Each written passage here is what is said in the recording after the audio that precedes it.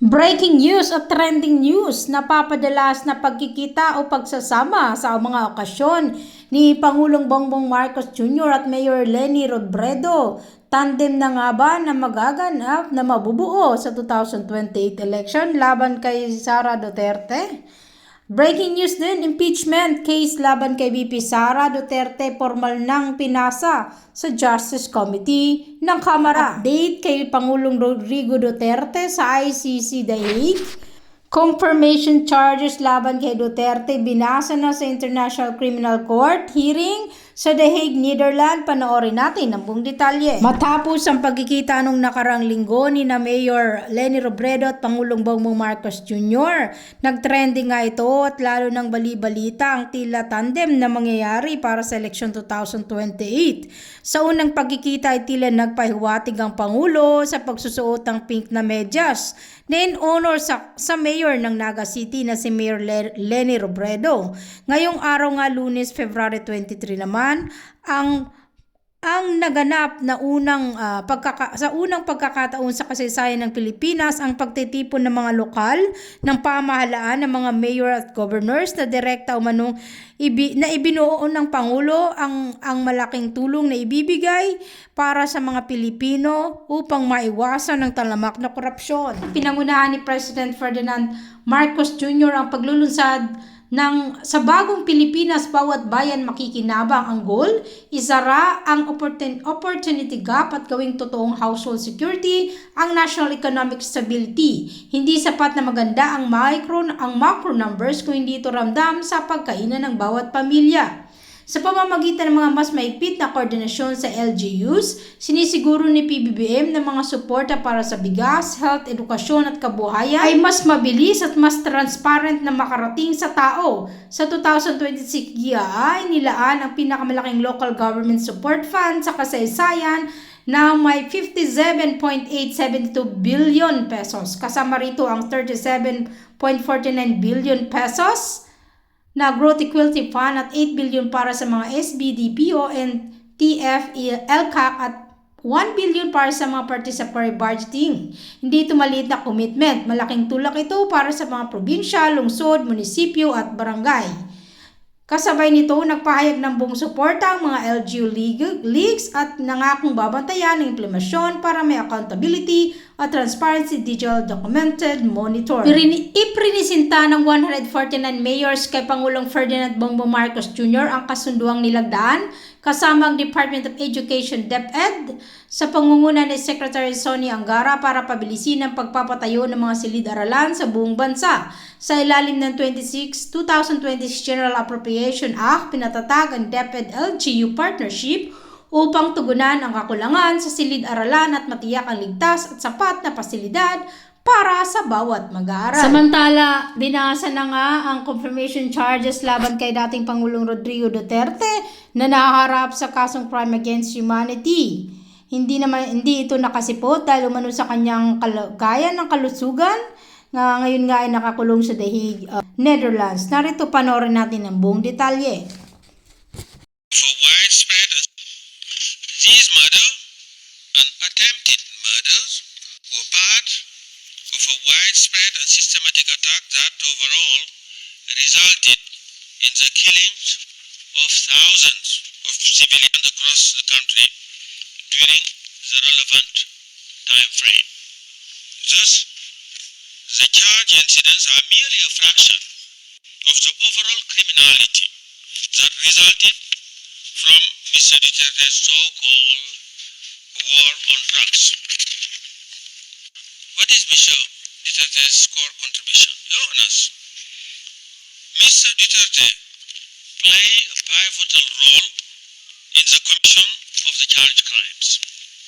His contribution was essential, as he was at the very heart of the common plan to use his words, to neutralize alleged criminals in the Philippines, including through murders. The victim included individuals associated with or perceived to be associated with drugs. Additional reference of business, verified complaints for impeachment, verified complaint for impeachment against Vice President Sara Z. Duterte, filed by Francisco Franz Castro, Arlene Rosas, Liza Mazza et al., endorsed by Rep. Antonio L. Pino of ACT Teachers Party List, Rep. Sara I. Alago of Gabriela Women's Party List, and Rep. Renee Louise M. Co. of Kabataan Party List on 2 February 2026. Verified complaint for impeachment against Vice President Sara Z. Duterte, filed by Francis Joseph Aquino D., Sylvia Estrada Claudio, Teresita Quintos Deles et al., endorsed by Rep. Percival Sandanya of Akbayan Party List, and Rep. Laila M. De Lima of Mamamayang Liberal ML Party List on 2 February 2026. Verified complaint for impeachment against Vice President Sara Z. Duterte, filed by Reverend Father Joel Sabalia, Reverend Father Joselito S. Sarabia, Reverend Father Edelberto J. Baculi et al., endorsed by Rep. Laila M. De Lima of Mamamayang Liberal ML Party List on 9 February 2026. Verified complaint for impeachment against Vice President Sara Z. Duterte. Sa bagong Pilipinas, bawat bayan makikinabang. An initiative anchored on the principle that our local government must be empowered to respond to the needs of the people. Bilang local chief executive, kayo ang unang nakakaramdam ng problema at unang nakakarinig ng mga hinaing. Dahil kayo ang nakakaalam ng tunay na kalagayan sa inyong komunidad, sa inyo nagsisimula ang pagbabago. For more than 3 decades, the Local Government Support Fund, or LGSF, aside from the national tax allocation, has served as the bridge between national and government and local community, national and local government and local communities. Ang mga proyektong pinondohan ng LGSF ay agarang naghatid ng suporta at ginhawa sa ating mga kababayan. Ilan sa mga ito, ang pagsimento ng farm-to-market road, halimbawa sa Barangay Putlan, sa Nueva Ecija, ang pagsasagawa ng school building sa Kamuning Elementary School, sa Kamsur. Nakapaghatid din tayo ng kuryente gamit ang renewable energy sa Barangay Sayon at sa Agusan del Sur. At napaayos natin ang Gigagwit waterways system sa Surigao del Norte. However, in the past, it worked mainly as, shall we say, a demand-driven system. Inilalabas lamang ang pondo kapag ang lokal na pamahalaan ay nakapag-submit ng lahat ng requirement para sa panukalang proyekto. Hindi maikaila na minsan mahirap at mabagal ang proseso, kung minsan pa nawawala yung request, lalo na sa mga maliliit at malalayong mga LGU. Nakakagulat, nawawala yung request. Bakit kaya yun? Kaya inutos ko at natutukan ang mga problemang ito. Nagsagawa tayo ng malawakang konsultasyon kasama ang Union of Local, ang ULAP, the League of Municipalities of the Philippines, League of Cities ng buong Pilipinas, upang tukuyin kung anong mga hakbang ang kailangan natin gawin. Una, tinaasan natin na mahigit 34 na bilyong piso ang ating LGSF para sa 2026. Kaya sa kabuuan nito, umabot na ang pondong yan sa halos 58 bilyong piso. Pinakamataas sa buong kasaysayan ng LGSF. Bukod pa riyan, pinabilis at pinadiretso na natin ang pagdating ng LGFF sa bawat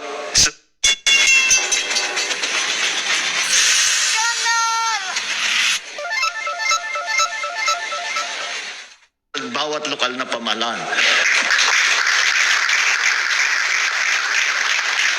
Ginawa namin to dahil sa pagkilala na ang pangangailangan ng tao, gaano man kaliit o gaano kalaki, ay hindi pa nag-aantay pa. Upang matiyak na ang bawat sentimo ng pondo ay malinaw ang direksyon, nagtakda tayo ng mga prioridad na programa na magpapalakas ng ating mga sektor. Sa usaping pagkain, mula sa LGSF, mamamahagi tayo na 60 kilong bigas sa higit 5 milyong pamilyang Pilipino. Makakatanggap ang bawat pamilya ng 10 kilong bigas sa loob ng 6 na buwan kada taon. Sa tulong na ito, may maihahin na sa hapag ang bawat pamilyang Pilipino. Mas magiging maayos ang nutrition ng ating mga kabataan at kahit papano'y gagaan ang gastusin sa araw-araw. Popondohin din natin ang pagtatayo ng mga ospital at health station. Sisikapin na magdagdag ng mga medical equipment upang maging mas abot kamay ang serbisyong medikal. Inaasahan nating mababawasan ang pag-aalala ng mga Pilipino sa kanilang kalusugan. Kailangan na rin nating paigtingin ang ating paghahanda laban sa mga sakuna na pinalala ng climate change.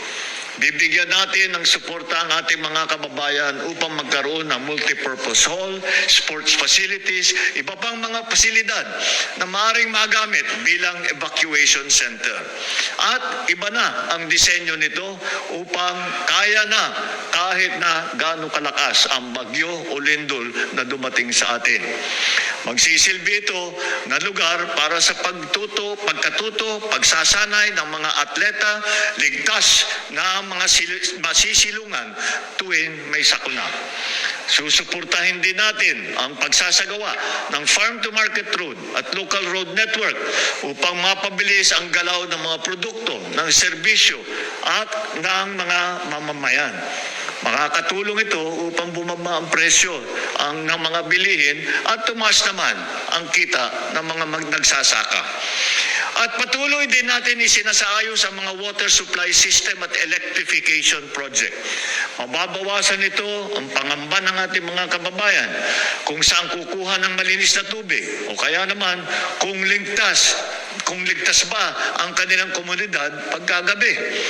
Bahagi ng LGSF na mas malawak nating layunin na isulong ang bagong Pilipinas kung saan ang pag-unlad ay nararamdaman sa bawat rehiyon at bawat komunidad. Ngayong 2026, nai-release na ang humigit kumulang 1.19 trillion pesos na national tax allotment para sa mga LGU. Mas mataas ito ng higit 15% kumpara ng 2025.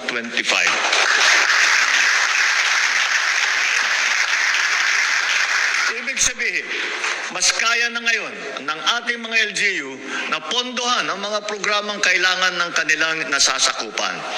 Mamayang hapon, sasaksayan din natin ang isa pang resulta ng pagtutulungan ng pambansa at lokal na pamahalaan. Sa kasunduong ito, mas mapapabilis ang pagpapatayo ng mga silid-aralan ng ating mga komunidad. Nauna nang lumagda ang mga gobernador noong February 11. Ngayon naman, mga city mayor.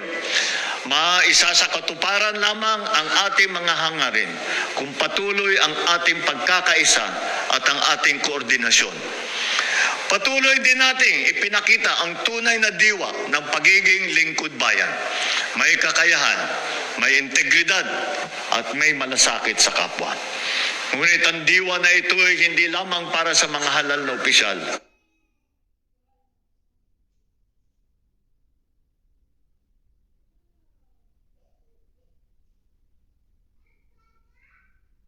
Ito ay dapat taglay sa bawat Pilipino. Kaya't umaasa ako na magiging bahagi ang lahat ng sama-samang pagsisikap para sa mas progresibo, mas maunlad at mas makatarungang lipunan. Hinihikayat ko ang lahat na makilahot upang ang mga proyekto sa inyong komunidad at maging katuwang ng pamahalaan sa pagtiyak na ang pondo ay napapakinabangan ng bawat mamamayan. Sama-sama nating itatag ang bagong Pilipinas na mas handa sa hamon, mas bukas sa oportunidad, mas maunlad para sa mga susunod na henerasyon. Maraming salamat sa inyo at mabuhay.